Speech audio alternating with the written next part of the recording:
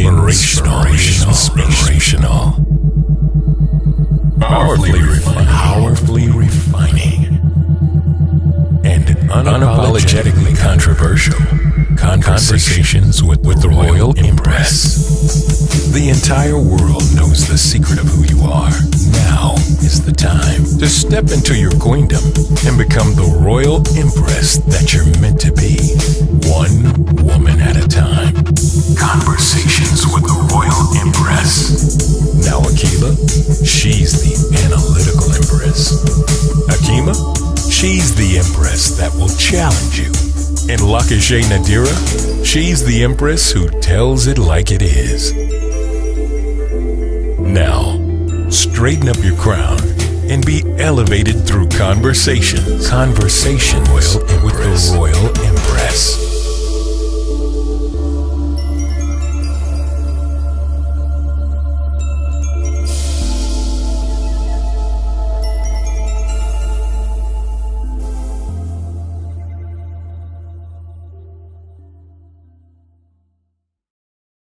Welcome, everyone, to another episode of Conversations with the Royal Empress.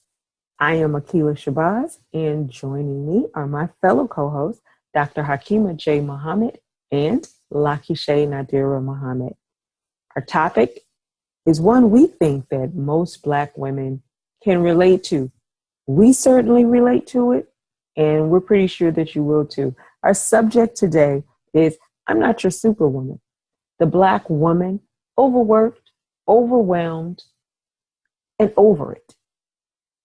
Reclaiming our time and reducing stress. So what you're going to hear in the show today are strategies for reducing stress, for taking care of ourselves, answering those questions like, why are we overwhelmed and overworked? What is it? Is it our families? Is it our children? Is it the organizations we belong to, our careers, our mates, our spouses? Is it all of the above? We are performing major balancing acts. The stress level, Black women, is through the roof. So later on in the show, we will go into our solution segment where we will actually offer you strategies that work for us. And I'm going to go ahead and just start the show out by saying to the world, I am not your superwoman. We're talking about it privately. We need to talk about it openly, and we need to have this conversation. What are we going to do about it? Personally, sometimes I feel like Hagar lost in the wilderness, and I think there are a lot of other women that feel that same way. And I'm looking at my sister, Lakisha over here, and sis, you agree with what I'm saying, huh? Absolutely. I bear witness. I believe that women, Black women more specifically, we are tired. We are in many forms stressed. And so I can definitely relate. We have a full plate. We are expected to do so much and be so many things to so many people.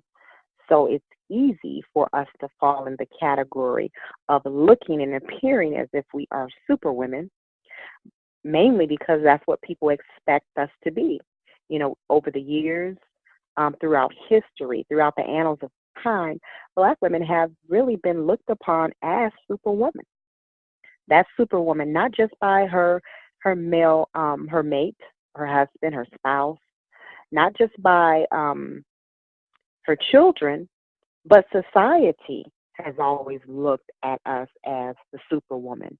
So it's not a surprise that we are feeling like, I'm overworked, I'm too tired, like I'm exhausted. And it's time that we reclaim,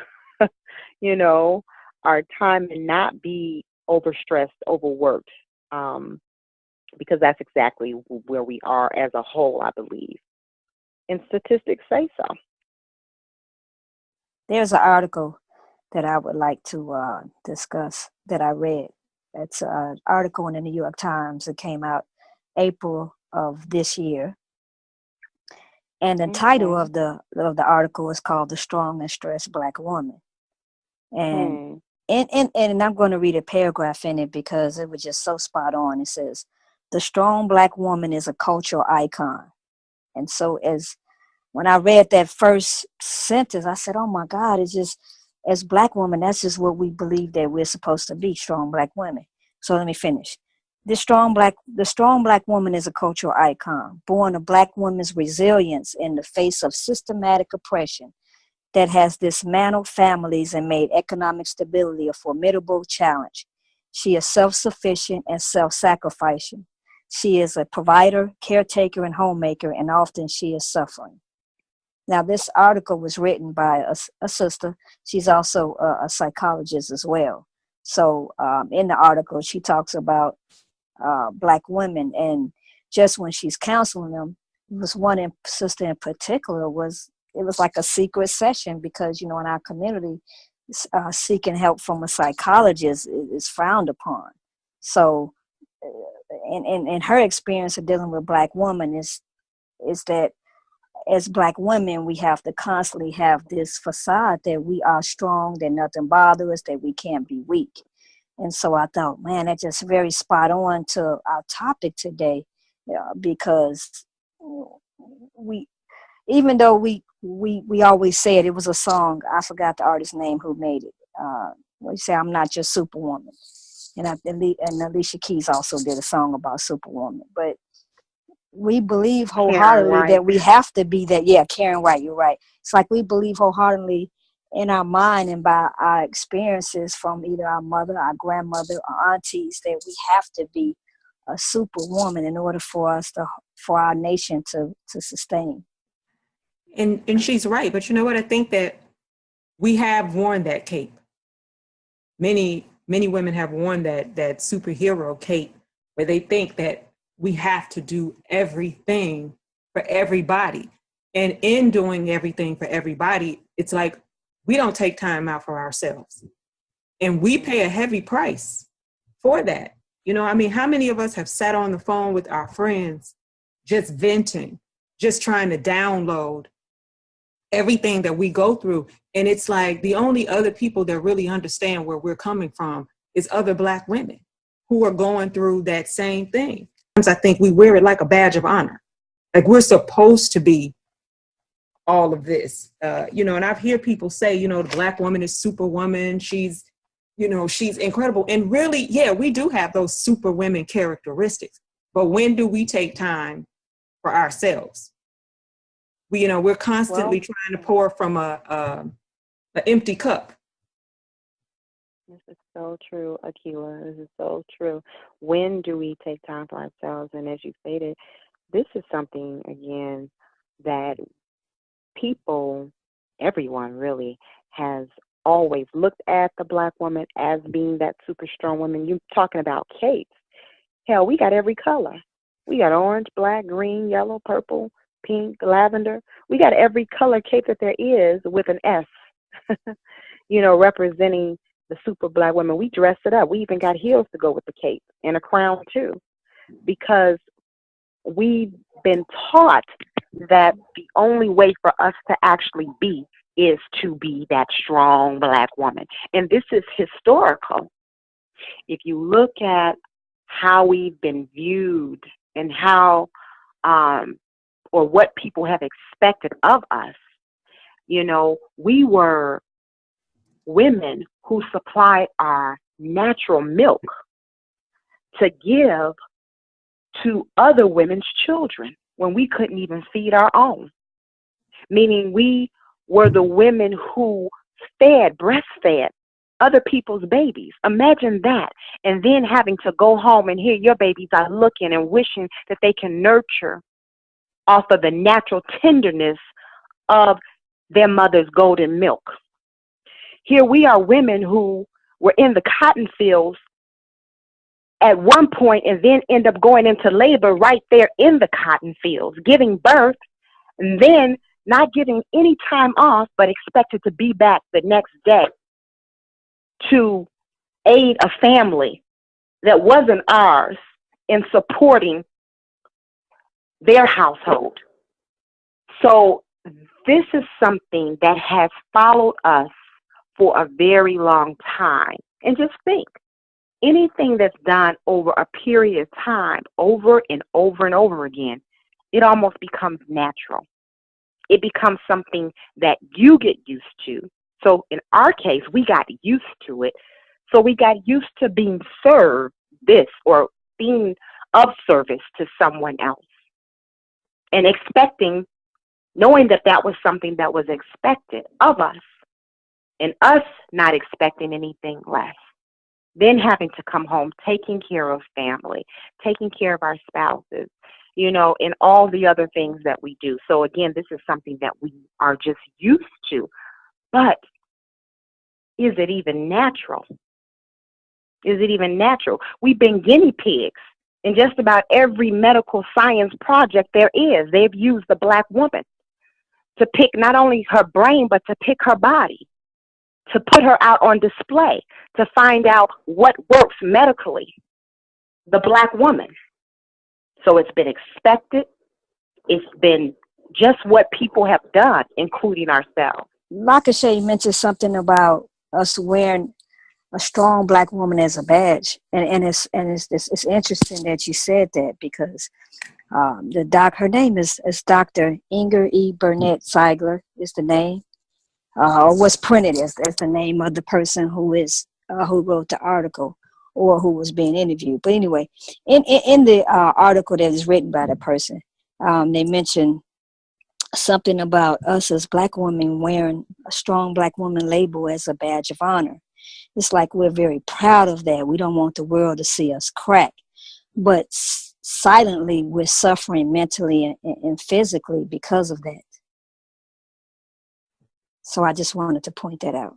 Yeah, I think the stress is overwhelming for us when and I appreciate her pointing that out in that article, because it is, and it's like we don't have to wear badges. It's like I think that our title as being strong people is etched in stone, is etched in history. It's like we don't have to keep holding on to it. It's I was looking up some information as I was thinking about how overworked we are, how overwhelmed we are, how stressed out many of us are. And we know this, we don't have to look at statistics. We know this from talking to one another. But I looked at it and I'm like, how is this affecting us? You think about the suicide rate. And then I looked up the information, and it showed that Black women are the least likely out of any group to commit suicide. There's an article from the American Association of Suicidology that talked about in 2014, it said that there were 475 African-American female suicides in the United States, and that the suicide rate of African-American females was the lowest among men and women of all ethnicities. And the CDC report actually bears witness to this in terms of the numbers. So I think it's like only 1% of all suicides are committed by Black women. That in and of itself, to me, speaks to the strength that we have. But what are our outlets? What are we doing? Because it's still affecting us in a certain way. I'm happy that it's not in that manner, and that's something to say, but still, but it's still affecting us. And how else is it affecting us? Well, we're suffering in silence. Mm-hmm. We're suffering in the silence of our mind. We have learned over a period of time how to self-medicate. We self-medicate with food. We have taken food as a comfort, and we may eat ourselves, to death. Then we get the bottle. We say everything is okay. All we got to do is just get a bottle. And we may drink ourselves to death. And I say to death, although I really say it lightly, but in some cases, I'm saying to the detriment of ourselves. Maybe not necessarily the physical death, and in some cases it is the physical death, but just to the detriment of ourselves and our family. So we eat or overeat, we drink constantly, overdrink. And this is not all of us. Some will hear this and say, well, that's not me. I don't drink. I don't eat. Well, maybe you don't. Maybe you have sex. Maybe we may fulfill ourselves in different ways. So we self-medicate. We find something that we attach ourselves to. And in some cases, or most cases, it's usually unhealthy because we go to an extreme, seeking to find balance. So if it's not alcohol, if it's not, men, if it's not sex, if it's not eating, maybe it's, I don't know, gossip, or maybe it's finding ourselves in a organization where we feel like we belong, but in truth we don't belong, or maybe it's in our children. Sometimes people have unhealthy relationships with their children because they're trying to attempt to hide from the reality of what their world is. And when I say unhealthy relationships, I'm talking about light things, how we just overindulge ourselves. We go to the extreme trying to escape the reality. So it's many things that we do, all in the attempt to escape from the pain that we feel. And most of the time is dysfunctional. It becomes a normal abnormality, meaning that we are so used to it, or we begin to treat it as if it's a normal practice of everyday living, but in truth, it's not normal at all. Wow, that's normal abnormality. Is that what you said? That's what I said. Okay. No, I'm just thinking. I'm like, wow, that was such a awesome way to analyze that what our behaviors, something that's abnormal, we've done it so long that it's become normal to us, and we don't even realize what we're doing because it's become a part of our everyday. It's become a part of our normal, and we think that that's just the way that we're supposed to operate. That's just amazing. Go ahead. I'm sorry. No, when you said that, one of the things that came to mind, and this is very dysfunctional, and I'm not even trying to go here with this one, but the movie Precious, okay, which some saw it as just a sick movie altogether. Yeah. Other people appreciated it for different reasons. I won't give my full opinion on it, but there was complete dysfunction in this household, right? But those who were participating or a part of the dysfunction, in their mind, this was normal behavior.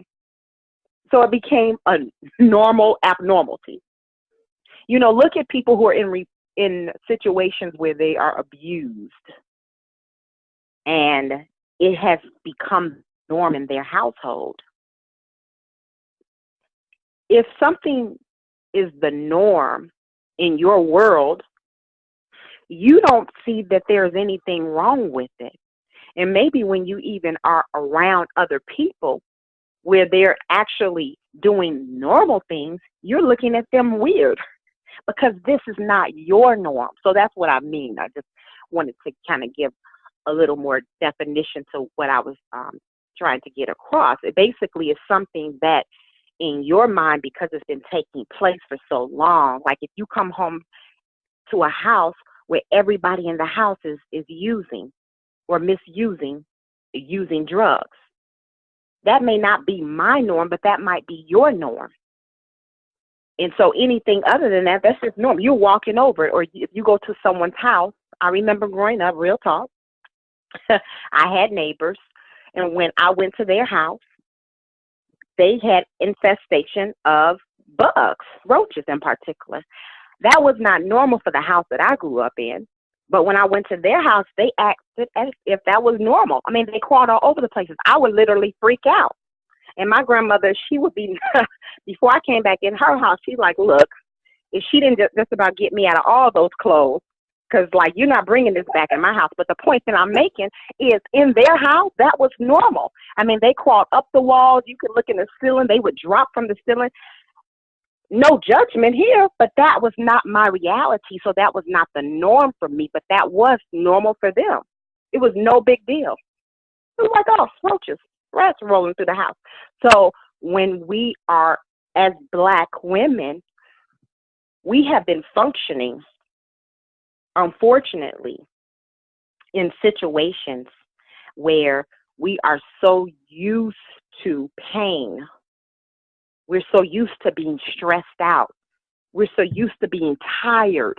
These are just signs of stress, exhaustion, bitter, angry, mad, back pain, constant headaches. So you're just so used to getting a Tylenol, or go give me a bottle of Tylenol. Go give me my Cools, go give me my Newport, because we're also self-medicating, but this is the norm. That's all. Yeah. So we figured out how to just adjust to that reality and how to deal with it. That's what it's saying. Yes. I think we've identified, the label of being a superwoman and how that causes us to be stressed out, overwhelmed, abnormal behavior becoming normal. But I mean, I would definitely like to discuss those examples of what a superwoman looks like, because we could be that superwoman and say, I ain't nobody's superwoman, but yet we live in that superwoman life. And then we can't figure out why we stressed out. So I definitely want to identify that, and I want to identify that right now. Let me talk about some of those causes of taking on too much and having an overwhelming life and not understanding why we're being so stressed out. And one of them is we're living a life that's not conducive to our nature. We're putting way too much on ourselves. This patriarchal society, which is not conducive to Black men and women. It's not. See, in the patriarchal society, women have no value. So every day we're living this life that's not conducive to our nature. That's stressful for any woman, especially the Black woman, because our natures and our society, I'm talking about the Black society, is a matriarchal society where Black women have value. We have say-so. It's very stressful to have so much to offer and so much to say, but it's not being valued when you say it. Another way that we're being superwoman, we work, but we have relationships.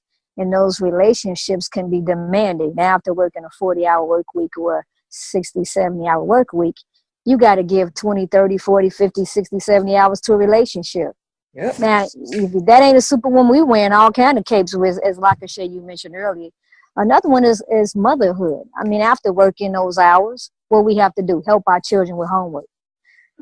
We have to, our children fight. Now we got to be the judge and the jury at home. We got to resolve conflict.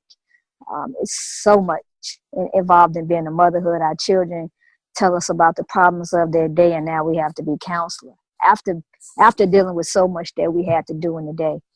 Yeah. I mean, that, and then we have no time for self-attention or pampering. So, except when you go to the bathroom. but how many children? How many can be in the bathroom where you ain't got that knock, knock, knock, knock, knock? Mommy, what you doing? When you coming out? Ma. Sit at the door waiting on you to come out. As soon as you walk out the door, there's your child at the door with some issue. Man. Or your man, hey baby, let me tell you something. And you sitting there like, can I have 5 minutes on the toilet? I just want 5 minutes. I ain't asking for nothing more. And you at the door with your children. So they all at the door acting like they can't function without you. Not to mention, Akima, we do go to the bathroom for the other people who didn't know. Because, sometimes we so superwomen, people didn't even know we I mean, I'm sorry. But we do take leaks. We have to. We can't hold it in. You're a superwoman. You can't hold it in. You don't have time for that. Right. Mm-mm.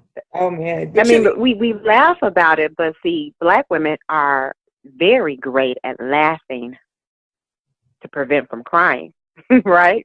Oh, yeah. So either we going to laugh or we going to cry. And so most of us have just chosen that, we will laugh. We will smile, after we done walk through the mud and, been beat up. It reminds me of, Tina Turner, right? In the movie, Tina Turner, was that the name of the movie? Angela Bassett. You remember the scene when she was in all white and were they at a Oh hotel? yeah, yeah. Oh, I know you're talking And about. Yeah, I know what you're right. talking about. And Yeah, and what's his name? Lawrence Fishburne. Whatever. Right. I was just thinking of his other name. But he had basically beat her bloody. But when she got in that hotel, when she was trying, she got herself together. Even though she, bleeding and all messed up. But that's us. We'll go through hell. But even though we went through hell, for those of us who wear wigs, we'll twist that wig right back on like she did. Like, and so because that's what has been shown, not only on the big screen, but that's really what's been shown in real life, then that's what's expected. Like, Ma, what you doing crying? Ma, what you doing? You sick? Now, what happens when the black woman is sick, y'all? Come on now. What happens when the black woman is sick in her house? First of all, she really can't get sick. The black woman cannot afford to get sick. That reminds me of the movie or the play, A Day of Absence. What happened when black people just didn't show the hell up to work? But what happens to the black woman in her house when she's sick? Companies can't even function. Imagine if every black woman in America took a day off, one day. No, imagine if the black woman in the hells of North America took a half of a day off. The world would crumble. Don't be mad, y'all, because y'all know I ain't lying. Y'all know I ain't lying. No, you're right. You're right. The world functions on the back of the melanated black woman. Now, it's interesting you said that because, I try to follow what's going on in the business world. And there's so many companies where sisters is at the top of the food chain. I mean, they're CEOs like Starbucks, is it? If I'm not mistaken, they went and asked, what's her name? Melanie, what is her name? Gosh, I can't think of it. She was she was well known for being over the investment fund. Melanie Hobson. Well, anyway, she was asked to be, I guess they hired her to take over as CEO for Starbucks, if I'm not mistaken. But there's been several other, I hope I'm not getting her confused with the company, but there's several other companies where I've seen, oh, now it's a black woman as CEO of the company. Now, can you imagine what her life is like? Because to be the CEO of a company, there ain't no clock out time. You can't say, well, it's 5 o'clock, I'm going home. That's not the life of a CEO. Their life of a CEO could start, the clock could start at 4 or 5 a.m. and they may not get off. They may not stop working until later that evening. So can you imagine what the life of those sisters is like, and if they're married and have children? Melody Hobson is who you were talking about. Yes, Melanie Hobson. Yes. That's I think that's the lady that's married to George Lucas. Yes, now she is. Yes, she is. Oh, so that is who are you sick? I didn't know that. I didn't know that's the same woman. Interesting. Very interesting. It's just really interesting how a lot of these companies work, though, and how they'll put a black woman over a corporation in a minute. But why is that? There's a science to it. It's for many reasons, but it's definitely a science. It's well thought out. Because they know that the black woman is traditionally known to sacrifice everything. Period. But I agree as far as the whole thing with everything stopping, because our households come to a standstill when we get sick. Our households come to a standstill. Can't nobody do nothing. They don't know where anything is. They want to come to you to ask you how to fix something. I mean, it is. And God forbid, if something isn't clean, it's going to be like that until you get up out of that bed. If you want it clean right. If you want it clean right. Sticky kitchen floor. Right. It's just like. Listen, I bear witness. I bear much witness. And here's a little self-disclosure. Because, sisters who are listening, I'm going to definitely keep it real. Now, recently I took on an assignment, and it had me completely occupied. I had a couple of things going on at the same time. Well, I'm a woman who really prides myself on being able to cook a wonderful meal for my family. I'm big on nutrition and health, and, my family enjoys my cooking.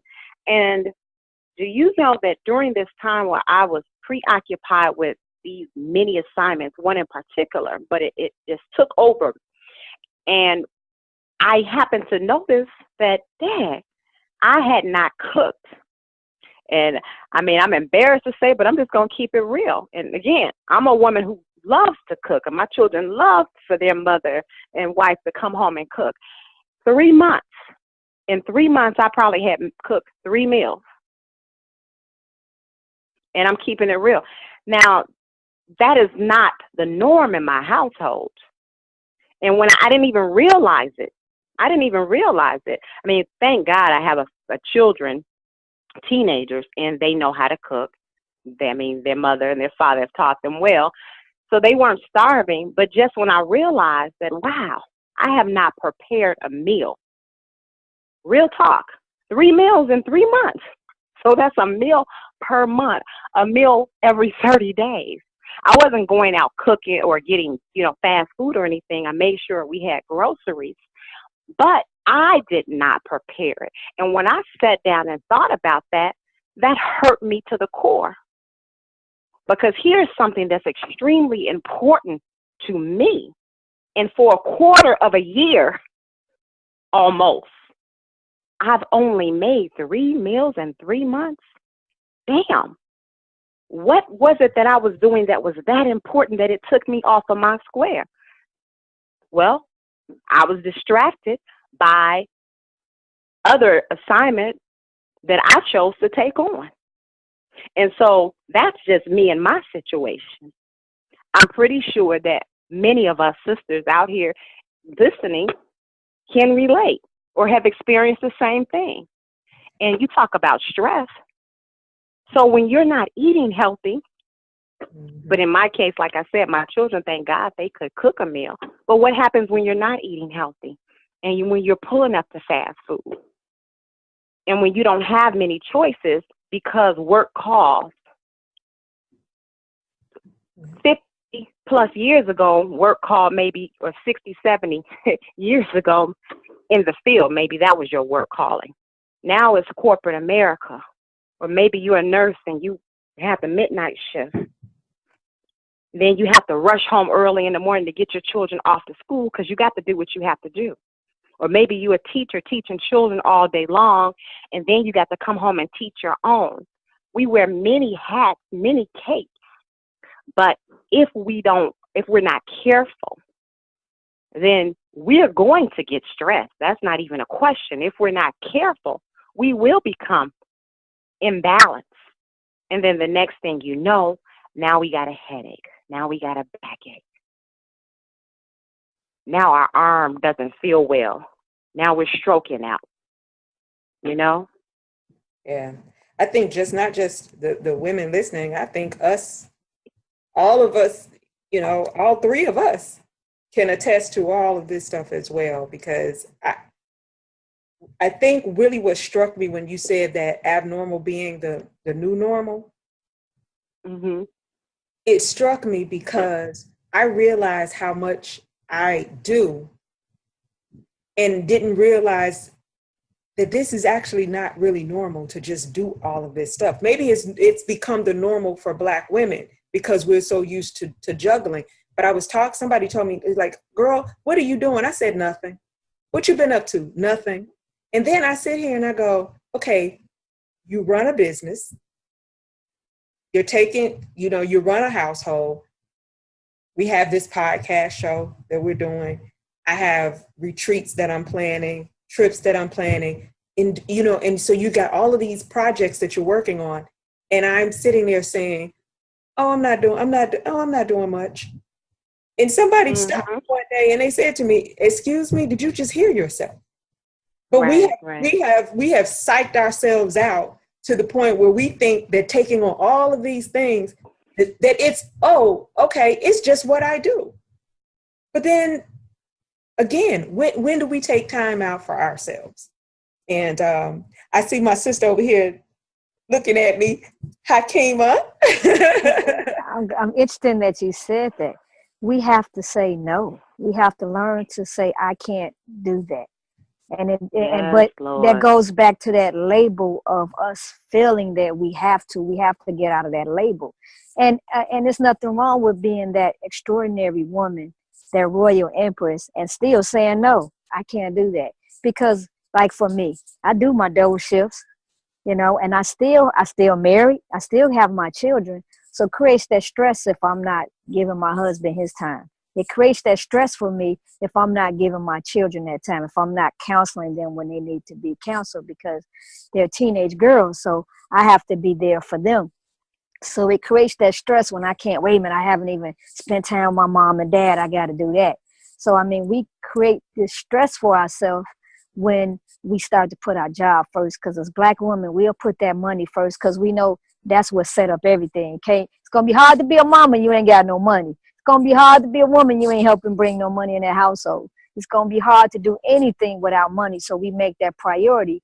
But sometimes we got to bring that balance in. You got to say, I gave this job 40 hours and it's Wednesday. You ain't getting no more hours out of me, or you can only get 10 more, but I'm going to give my family another 10 hours the rest of this week. And I have to be able to balance that. I mean, sometimes your family can sacrifice, but they can't continue to sacrifice forever. Maybe one week you work so hard you don't cook, but then next week you better be Betty Crocker, because then your family understands right. that it's a sacrifice and they're not losing. They just know, okay, but mama here, she here. The impact is so strong, but when she's not here, we understand that why she's not here. And that's something too that we have to explain to our family about the sacrifice that we make and why we make it. If you're not there for some of your children's baseball game, basketball games, whatever, you gotta explain them why you're not there. I'm doing this for you. But that don't mean miss all them games. That don't mean miss everything. It means I can't make this one, but God willing, and I'm going to be at that next one, and that's where that balance comes in. That is so right. I came as you were talking, I'm cracking up in my head because I'm like, you know what? When you said, if you missed out a whole week of cooking, then you better be Betty Crocker that next week. And so when I realized that I had sacrificed and I didn't cook, one morning I got up, I was supposed to be on my way to do some work. I sat in the car in the driveway, I turned the key off, came back in the house, went and washed my hands, and I went in the kitchen and started cooking, and people looking, waking up, like, what the heck is going on up in here? I mean, everybody got up. And then they were just looking like they didn't say nothing because they didn't know if they opened their mouth, they didn't know what might happen. So they just kept quiet. And then next thing you know, I said, hey, food is ready. And they're like, okay. Because, again, it had become the normal abnormality for 3 months. And they were afraid to even ask, Ma, do you think that you can cook? Because my son even said I looked at him funny when he mentioned something about cooking. The look I gave him, my husband even mentioned, like, what can I do? Huh? What? Yeah. Oh, okay. Well, you know what? I'm going to go ahead and go get something to eat. I said, no, this is ridiculous. But it had become a norm for a moment. But it was completely abnormal. Huh? I said, Black women got that look. We'll give you that. We got that look. Wait a minute, Grandma had it. Ma did had it. We knew. We knew when to get in order. You ain't lying. That look is deadly, boy. Woo! But and look, and the look can mean so many different things, but we know what it means. That's the funny thing. Yeah. We can communicate non-verbally just by giving that look. Yeah. Woman be in the store, and you turn around and look at your child, or either a child cutting up in the store, and you look at yours like, try it. Yes. I have experienced that. My mother would give me that look in the store when I was little. I knew exactly what that meant. Sit still, put your hands to the side, and look down, because you being watched. It's coming. But I was going to say that I also think in all of that, what we're saying, as far as balance, we have to take out me time. And that's huge. And I think that's kind of what we have to start looking at is we are these things. We do all of these things. We wear all of these capes. It's become our normal. But it doesn't have to be. I think that we have to start to learn how to reclaim our time. A la Maxine. She told us about reclaiming our time. But we do. And we have to learn how that it's okay to be self-full. And I like that term because you're not being selfish because you take time out for yourself. You can fill yourself up with all that you need. So becoming self-full is important for women. And we have to embrace that. So although we carve out this time for our jobs, we carve out this time for our families, we carve out this time for our extracurriculars, we still have to carve out that time for us to sit down, to lower our stress, because guess what? If we're stressed out and we're doing all that, we can't do any of these things for anybody. The hand that rocks the cradle rules the world. Yeah. We can't do anything. How can we? We're not going to function as well on our jobs that we love. We're not going to take care of our families the way that we should. We're going to yell at our children. We're going to, we're going to overspend. We're going to do all of these things. So we have to learn how to turn inward sometimes. And I don't care if you come home and you say, you know what, 10 minutes. I'm going to start with just 10 minutes a day where I'm going to go in the room and everybody in here is going to give me these 10 minutes. And I don't care if you go in there and just twiddle your thumbs. Exactly. Exactly. That's so important, Akilah, that we take our time. We have to. We must reclaim our time. Because if we don't, what it means to our family is death. Now, whether that's physical, mental, spiritual, emotional, financial, whatever. Because without us operating, as we know, when the Black woman takes off, and even if she's forced to take off because she's ill, then the house is not functioning. So we don't even want to get to that point. So it is better that we get our time on the front end than we get our time on the back end because somebody's sucking mints over our body because now we're no longer here. And that's a reality. I bore witness to see Black women who slaved from sunup to can't see. And at the end of the day, all they had to show for it was a headstone because they didn't make it home because they suffered some type of illness or some type of catastrophe in their life. It's serious. It's that serious. And I'm really appealing to our listening audience, sisters. If you don't take care of yourself, if we don't take care of ourselves, nobody else really can be responsible for taking care of us. Our children can't do it. Our husbands can't do it. Our mothers, our parents, our friends, they can't do it. They can assist, they can try. But it's not even their responsibility.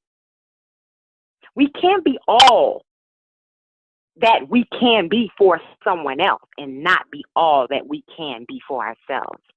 So I'm really big on that. I just think that is extremely important. We have to reclaim our time. I know we did our first podcast talking about reclaiming our crown. But a part of us reclaiming our crown means we must reclaim our time as well. Because if we don't reclaim our time, we won't have a crown to even worry about. Real talk. I want to thank you both for moving us into the solutions phase of our call because you all went right to it. So you made my job so easily. Well, I just want to mention those two things that you all both mentioned because now that we're in the solutions phase of our call, definitely you have to make time for yourself. Akilah, thank you for mentioning that. You have to make time for yourself, and it's not about a lot of time, but you mentioned at least 10 minutes, and we don't understand how important that is. Next, I also want to thank Lakashay too. I want to thank you for focusing on health because as Black women, that becomes last on our priority list is focusing on our health because if we're not in good health, we're not going to be anything good to our family because if we're sick and not able to care for ourselves, we sure as hell can't take care of our family. So thank you so much, you two, for transitioning us to solutions. Another thing that I want to mention as well is the importance of working out, because that does help improve overall health. I actually this morning went to work out, and I really felt so good afterwards. I really didn't want to go this morning. I was ready to hang out with family, enjoy each other, have good food. But I went to work out. I forced myself to work out. But after working out, I felt so much better. And that is one solution that I would like to throw out there. We don't know how that makes our body that much stronger. It builds our immune system, so it makes it harder for us to get sick. So with a stronger immune system, you won't be sick as much. So I just want to throw that out as something that I do, that I try to do to keep myself in great health. And because of that, I'm more durable, so I can do more, put more on me. Can I add something to that solution list? I would say meditation. Mm-hmm. And Absolutely. I am a firm believer in meditation. And then I want to just direct people to, I can't think of the date right now, but I will post it on our Conversations with the Royal Empress page. But I am this month, I'm going to join Oprah Winfrey and Deepak Chopra on their 21-day meditation. And I do this multiple times a year, because sometimes we get distracted or we stop doing what we're supposed to do. It helps me to try to jumpstart my practice when I join in. And so some people don't know how to meditate. They're like, well, where do I start? How do I do this? And this is a guided meditation, and it's simple. And you can just sign up and just join in just to learn. But it makes a huge difference when you can just go inward and, block everything out and just kind of focus. I think it's just huge in terms of stress, and it definitely is a stress reliever for me. Oh my God, I agree. For me, meditation has been a lifesaver for me. I mean, it's just a part of just my everyday practice. I have my children engaging. It just helps to relieve and really set your day and your intentions from the very beginning.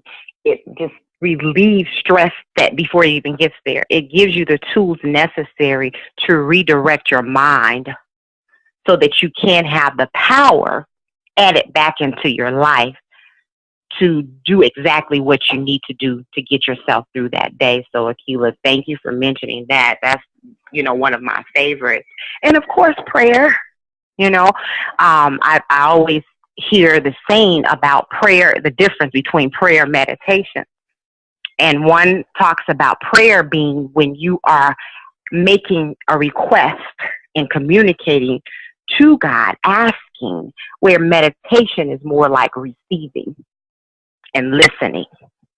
So they are similar really in nature, but at the end of the day, being able to tune and tap in to yourself, which if we understand who we are, then we know that God resides in us, right? So being able to come in alignment and just have that moment in time when you are able to communicate with the God through your prayer and tap into what He's giving you and what He's providing you through listening through the meditation by being right in tune with yourself, which is God. That's a strong point. Like I say, I love it.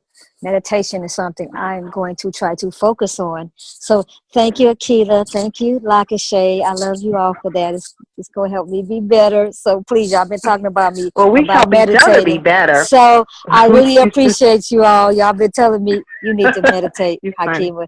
You need to meditate. So thank you, sisters. I'll tell you what I like to do.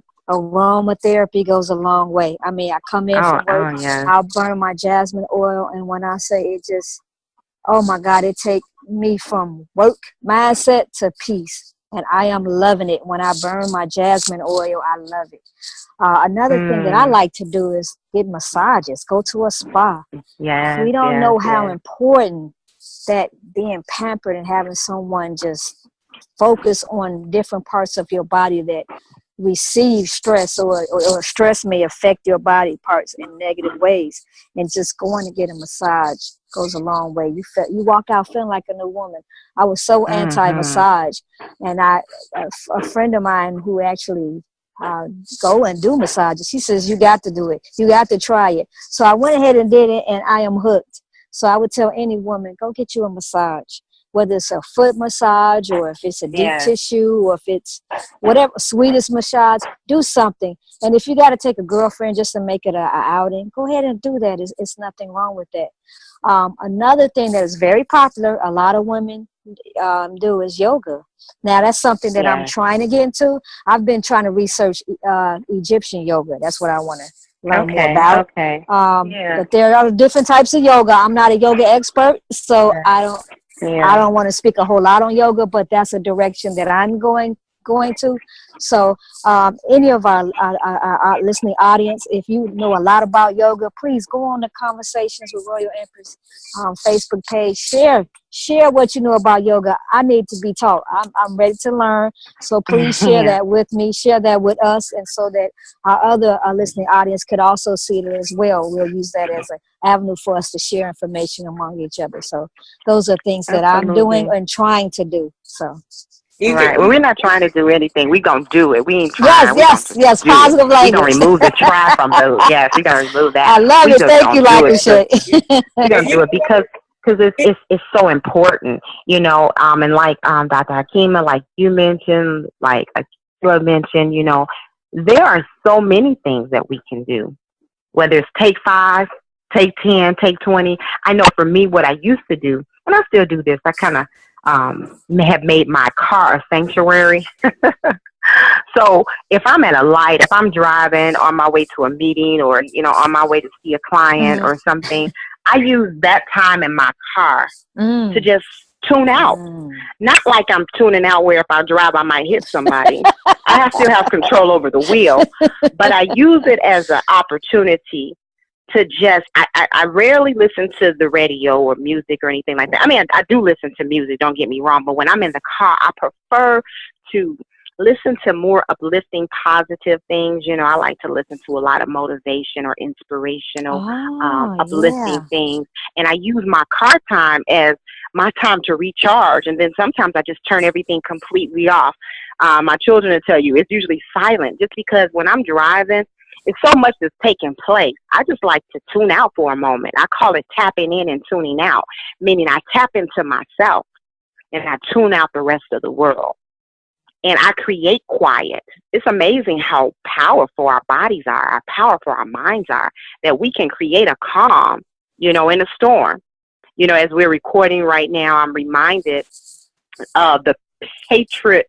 Well, I don't know if I would even call it patriotism, but I'm hearing the firecrackers and things like that, because this is that time of the year, right? As it gets close to the 4th of July. 4th, people are popping off. But I'm reminded that I've tuned all of that out as I'm having this conversation with my sisters, because I'm tapping into the spirit that's right here in this space. And I'm tuning the rest of the world out. And so when I'm in my car, people could be honking and blowing and sticking up their middle fingers and things like that. But I block all those things out, because right now I'm really focused on my me time. And then even when I get home, pull up in my driveway, I take 10, I take 5. Sometimes my children will have to come out to the car and get me, like, Mom, you coming in? I'm like, right. I'll be in a minute. Like, what are you doing privacy in there? I mean, so that's my bathroom, right? Because I can't get in the bathroom and do that. So I have to do that in my car. But it's such a blessing just to know that we have the control to do that. And so I tell my sisters out there who are listening, and my brothers, if you're at work, you work in an office or wherever you might be, take your time. It only takes a couple of moments. You could be sitting at your desk or at the computer, and just take a couple of moments to just tap inwardly and tune out the rest of the world for a moment, even if it just means thinking about 5 things that have made you happy. I love gratitude. I'm always talking about gratitude. It is appreciating what God has gifted us with. So even if it's nothing more than saying thank you. Thank you for the air that I breathe. Thank you for giving me eyesight. Thank you for whatever you want to be thankful for. And just watch how your spirit is elevated to an all-time high. So it's so many things that we can do. If we don't have money to take a vacation, that's okay. Retreat within your own mind. Do you know how many times I've been to the Bahamas, y'all? I've been to Jamaica 1,000 times in my own mind. I promise you. I mean, I have been on the beach. Shoot, I've been to Dubai. I've been all around the world within the regions of my own mind. So I'm just saying, create that space. Create that in your mind. You know, you all know I'm all about holistic wellness and health. So anything related to wellness and health, I'm about it. So, hey, take a vacation. That's okay. You'll catch a real flight, you know, maybe after you save up a couple of those stack a couple of those dollars. But go ahead and, you know, catch one within your mind. Fly wherever you want to fly to. Yeah, our listeners, I'm glad you're sharing that, Lakasha, because our listeners need to know you. You are very holistic, very spiritual sister. I just want the listeners to know, if you ever hang out with Lakasha, her phone is ringing off the hook. People texting her, and they all got questions on what they should do for their health, because I have done it. Lakasha, my stomach hurt. She telling me, girl, do a 14-day lemonade fast. Pain gone. You know, you call it some. This was wrong with me. Oh, do this, and it worked. I mean, people are always coming to her, girl, thank you so much. And I'm like, what is this? So I just want our listeners to know that when it comes to holistic health, she is, I don't care if it's diet related, I don't care if it's prayer related, meditation related, it doesn't matter. Herbs related, this woman is the one to rely on, to call, because I do it. Dr. So I just have to Hakeem, put that out there. That's so kind. I'm humbled, and all praises due to the true and living God for that. Thank you. Yeah, I hit her up too. She said she hit me up. Okay, if you want herbal tea, right? She said she hit me up too. Right, she is. You want the best herbal tea? You need to go to Akila's house. I'm just saying. I'm still waiting on my cup, Akila. I'm still waiting on my cup. We're gonna have people at your front door, Akila. Talk about you got some herbal tea. They said it. They said it on the podcast. Hilarious. She get her tea from another country. That's how good it is. She don't want the domestic tea. She wants the international tea. She came up to Dunkin' Donuts talking about she had got some tea. I said, girl, I got tea. You didn't have to go to the store to get that. Yeah, I told her she should have told me. She should have told me, I'm gonna have tea here for you. She know I gotta have my chai tea. She had chai tea. I could have had her chai tea, the expensive kind, the international kind, but But yeah, but we do. There are so many things, and you know, Hakeem, when you're talking about the yoga, and we're not going to take the listeners' time up with this, so we'll talk later on. And you know, I guess if the listeners want to know more, they can ask some questions. But I do know a lot about yoga, and I actually have practiced yoga for over 20 years, and actually went to school to teach yoga. But because I didn't know that. We got jewels. We got all kind of jewels and gems up in this Royal Empress piece. See, she didn't tell me about that, because I'm always relying on her legal expertise. Right. My bad. I should tap into your yoga expertise. Well, you know, we wear many crowns, y'all. Right? We wear many crowns. Right. What I was going to say is, though, but I did not finish, because what we're talking about right now, we are doing so much and juggling so much that, because I'm always doing everything, I couldn't go to my workshops that I needed to go to get my actual certification. So yes, but here's the thing: when you talked about the Egyptian yoga, yes, actually at the retreat we just did in March, that was my instructor does Kemetic yoga. Oh, so I'm coming to your house then for my yoga class. That's what she did. So that's actually what we do at our women's retreat, is Egyptian yoga. Okay. So I can put you in touch. And to our listeners, if you want to learn more about the retreat, you got to go to our Royal Empress page, because Akila's going to share. She has been sharing, but she's going to share some more information about her annual retreat. I don't want to go into it here. We want you to go to the Royal Empress page so you can learn more about this wonderful retreat. Yeah, but take a retreat. It doesn't have to be with me. There are lots of retreats out there when we're talking about stress and getting rid of it. And as Lucky Shay was talking about, tapping out, right? You want to tap out from the world, and that's one of the ways to do it. Women gathering together. we've always been a resource for one another. We always, we get together. And that's one way to do it. Seriously, I highly recommend healing retreats to reduce stress and come back renewed. So many things, and it's a blessing. It's a blessing that we have options and that we're not just stuck, because everything may not fit everybody. Some people may not want to do meditation. Some people may not want to pray. Some people may not want to take a retreat. But the beautiful thing is we've given you many options, because we know, being women, we are very diverse in what we like and what we desire. So it's so many things that you can tap into, even if it's just simply taking a walk. So that's the wonderful thing, the diversity of what you can do to reduce stress. We definitely want to thank our listening audience for tuning in this week. It's a very powerful message. We definitely wanted to bring something to you that would be of some great value, something that we know that our sisters need. We needed it ourselves, and we invited you in and shared a lot about our own personal information and our own personal obstacles. So we hope that you learned a lot today from us, and we look forward to having you join us in next week.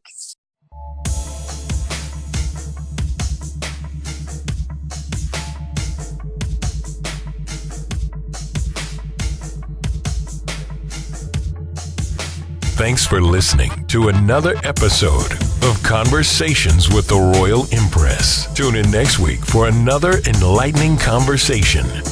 For more information on the Royal Empress, please visit the website royalempress.org. You can also follow the Royal Empress on Facebook, Instagram, and Twitter.